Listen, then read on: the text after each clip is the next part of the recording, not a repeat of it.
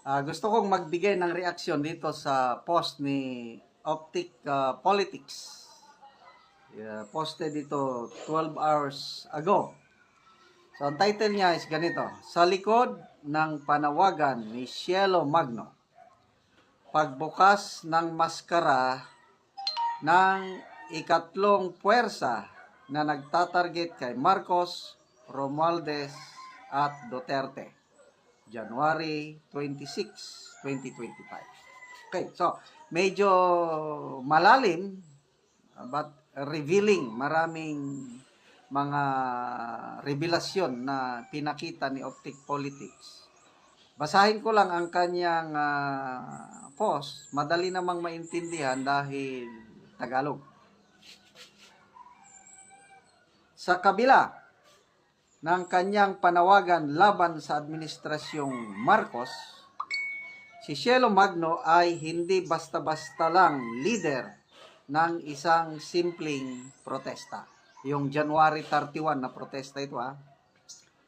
Ang mga hakbang niya at mga desisyon niya ipinakita sa kanyang mga pahayag ay may malalim na motibo at patnubay mula sa mga puwersang may interest na magbago ang takbo ng politika sa bansa.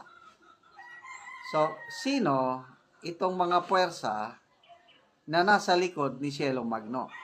Ayun, ang tatalakayin ni Optic Politics. Una, ang panawagan ni Magno laban sa administrasyong Marcos ay hindi lamang isang simpleng pagtuligsa. Isinama niya si Vice President Sara Duterte at si Speaker Martin Romualdez sa kanyang mga pahayag na tila binibigyan ng malisyosong pananaw ang mga aksyon ng mga pangunahing leader sa gobyerno. Kung titignan natin, may ilang katanungan kung bakit tinukoy lamang ang mga leader na ito at hindi ang iba pang mga miyembro ng gobyerno.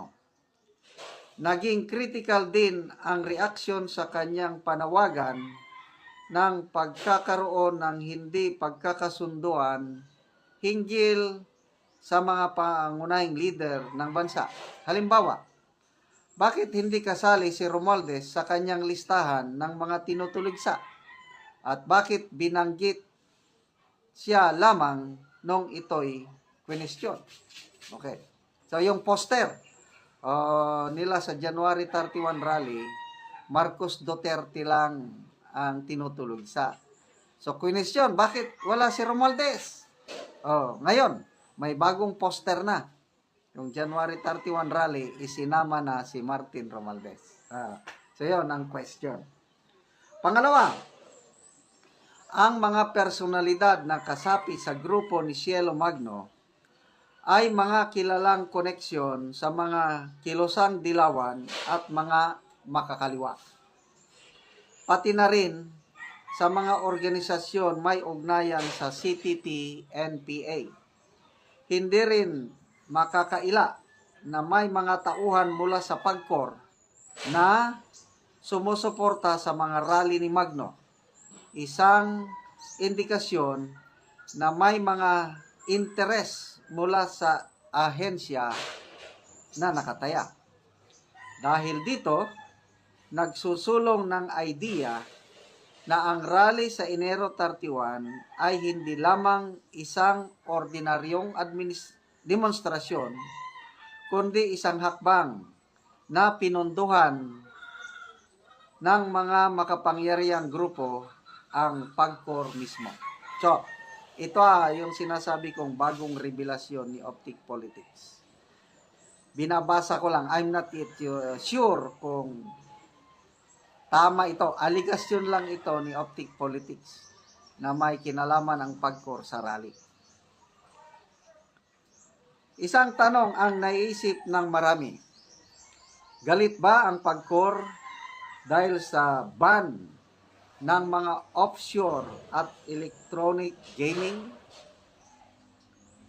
Kung titignan natin ang kahalagaan ng pag-aari at operasyon ng mga online gaming companies na apektado ng ban, makikita natin na may potensyal na makapagbigay ito ng malaking kita sa mga makikinabang mula nito. Kung ang PAGCOR o mga tauhan nito ay may personal na interes na magapan ang mga hakbang ng Administrasyong Marcos, ito ay magpapakita ng malupit na manipulasyon sa likod ng mga rally at protesta na tila nagsusulong ng iba't ibang layunin. Sa wakas, ang pagbabalik loob ni Cielo Magno at ang kanyang pagpasok sa isang masalimuot na pagpuwersa ng mga kalaban sa Administrasyong Marcos, Romualdez at Duterte ay isang patunay na may mga puwersa sa likod ng kanyang mga panawagan.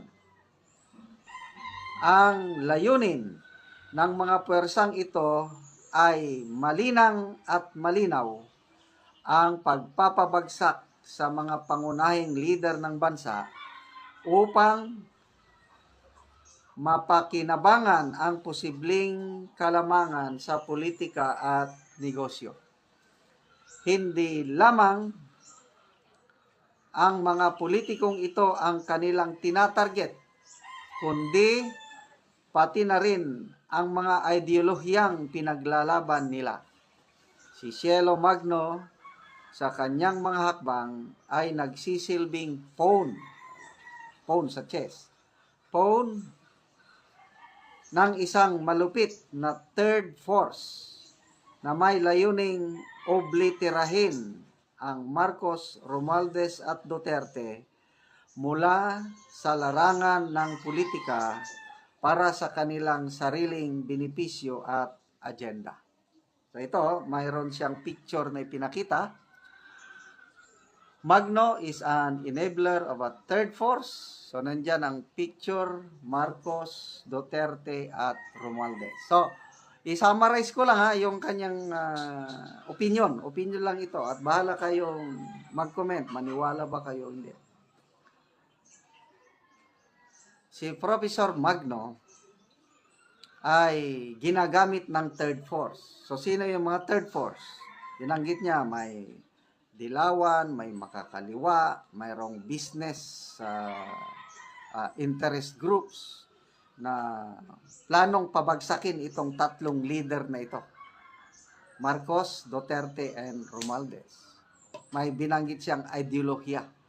So, anong ideolohiya yan? Bahala na kayo. Kasi, ang mga ibang lalahok sa January 31 rally, yung makakaliwa. Yun, communist ideology. So, let's see what happens on January 31 kung mapantayan ba nila yung millions na nag-attend sa anti-impeachment rally in response sa panawagan ng Pangulo na huwag ituloy ang impeachment. Kaya salamat sa Iglesia ni Cristo. Okay, mga kaibigan, as usual, nagpapasalamat ako sa inyong panonood.